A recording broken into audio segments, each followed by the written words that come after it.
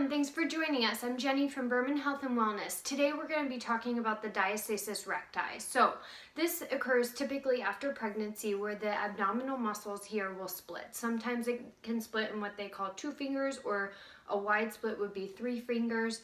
But what we need to talk about is how to correct the abdominal muscles, really get them strengthened again to fix the diastasis recti, and also for some pelvic floor strengthening after pregnancy and delivery. So, of course, discuss this with your medical provider, your OBGYN, before starting the exercise program after you deliver.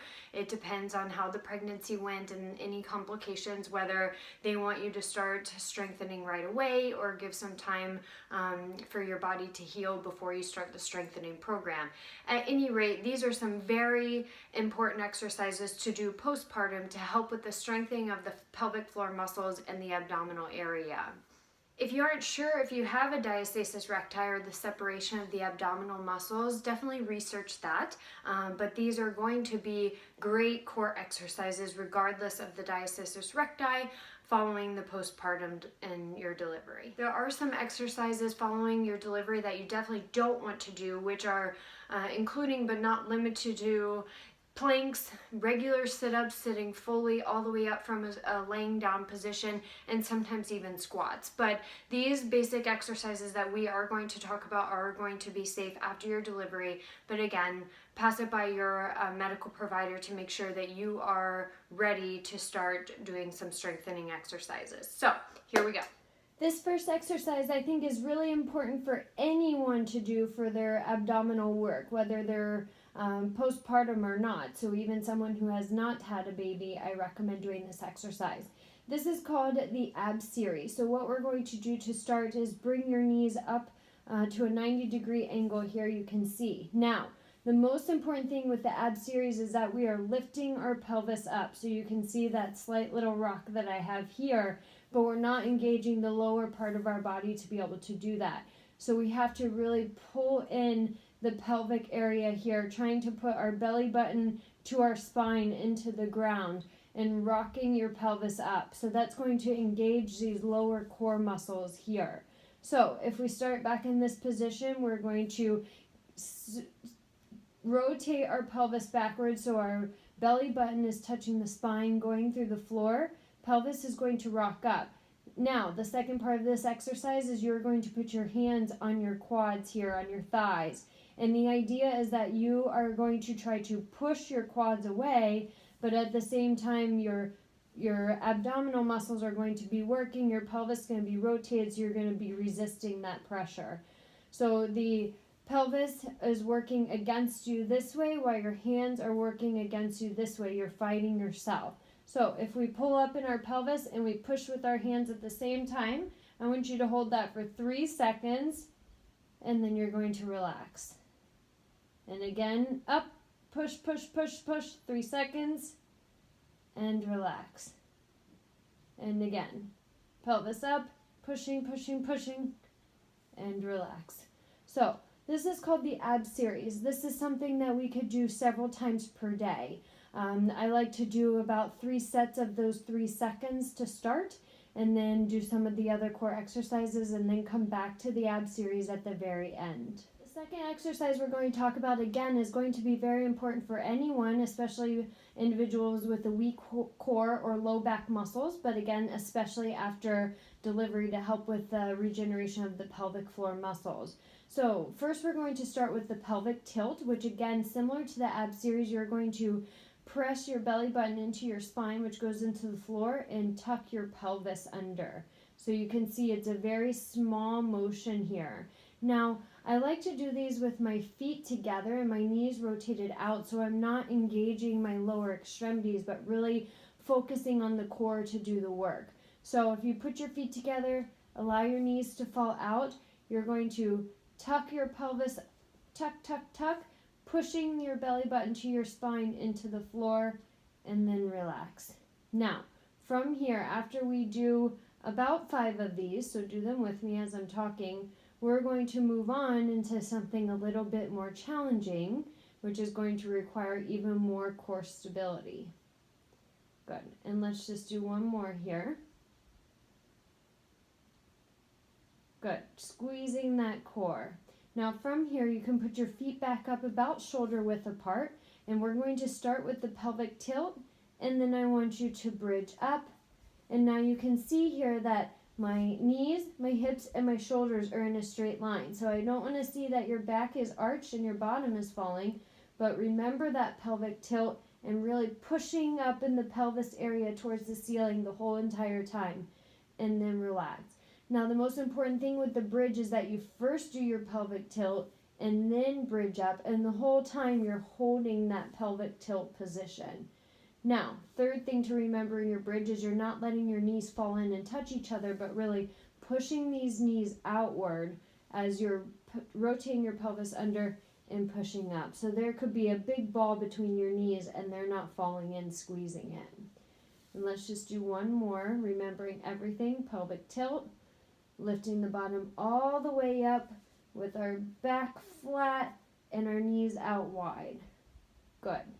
So this is the bridge. Now, next what we're going to do is we're going to bridge off of the ab series, which was the first exercise. So I want you to have your knees up here. And what we're going to do from here is tuck your pelvis in, and then I want you to touch your toes to the ground.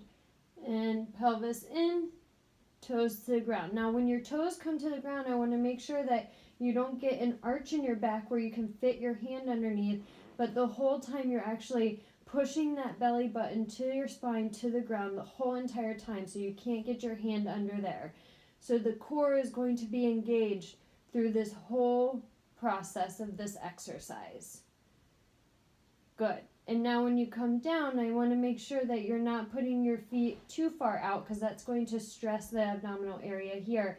So with the core staying engaged, you're just tapping those toes and coming back in. Now, if you feel that that's a little bit challenging, we can do this one at a time. So place your one foot on the floor, and one at a time you're pulling your core up, your pelvis up, and tapping this toe. Core up, tapping your toe. Now, the important thing to remember if you're doing one at a time is that you're not utilizing the opposite leg to hold you up, and that you're actually engaging the core. So again, like our pelvic tilts, you can rotate that knee outward, your foot outward, so that you cannot engage as much in the glute area. So if we were to do the other leg, my knee is out, pelvis up, and touch my toe. Pelvis up, and touch my toe. And this may be better if you're closer to just delivering the baby, so early postpartum, versus if you're late postpartum, you may be ready to do them simultaneously and tapping your toe. Now remember, when your toes tap, your pelvis is still rotated under, pushing to the ground, pushing to your spine to the ground. Next exercise we're going to talk about are the heel slides. So what I want you to do from here is resting your toes on the ground here. My pelvis is rotated under, so my belly button is pushing to my spine to the ground. And from here, we're going to take 1 foot at a time and put your heel down, and we're going to allow the foot to slide out and slide back in. Now, during this process, again, my toe is on the ground on the opposite foot. You can rotate your knee out or just let it rest up. But we're not allowing pressure to go through our hamstring and our glute here. Instead, we're stabilizing with the core muscle. So rotating the pelvis under, really pushing that belly button to your spine to the ground, and we're allowing this heel to slide out, really squeezing in the core, rotating the hips. I can't fit my hand under my back, and back up. And I always want you to check yourself. Can you fit your hand under your spine, or is your spine pushing through to the ground? So again, we're going to do the other side now. Heel slides out, pelvis is rotated under and back in. Just like so. Perfect. Okay, this last exercise we're going to talk about is getting your body prepared back to the squatting position. I know when we have our newborns, we're up and down off the ground all the time, but our body isn't ready to fully go into a squat position as we're repairing the pelvic floor. But what we can do to start to help with strengthening the pelvic floor to get to that squatting position, I want you to start on your knees here. So your knees are in shoulder width apart, like as if you were standing and going to be squatting. So shoulder width apart here, and what we're going to do is, I'm going to turn to the side so you can see, we're going to sit back just a little bit in our pelvis here. My hips are rotated under, I'm squeezing my core, and then I'm going to squeeze up to the top here. So the whole time my glutes are engaging, my core is engaging, my back is flat. So you're not arching your back here, you're not putting stress on the lower part of the pelvic area here. So pushing back, and our hips sit back just a little bit, but my back stays flat, my pelvis is rotated under, and then at the top squeezing in the glute position here. So just nice, gentle, and squeeze.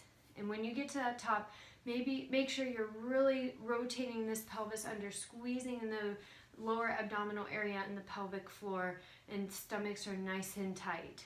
So push back and squeeze at the top. Almost like you're in a Kegel position at the top. I'm sure they talk to you a lot about the Kegels, where you simply just squeeze in the glute area, and that will allow the pelvic floor muscles to squeeze at the top too. Sitting back and pulling under. Really squeezing nice and tight. Back and under. Great job. So my recommendation for really helping to strengthen the abdominal muscles in the pelvic floor following delivery will be to do these exercises about 10 repetitions of each 2 to 3 times a day following your delivery, when your physician says that you are allowed to start exercising and strengthening the core and the pelvic area again. We hope that you enjoyed this video. Feel free to visit our website, www.bermanwellness.com, or on Facebook you can search Berman Health and Wellness, or it's www.facebook.com/Berman Wellness. We look forward to hearing from you guys. Have a great day.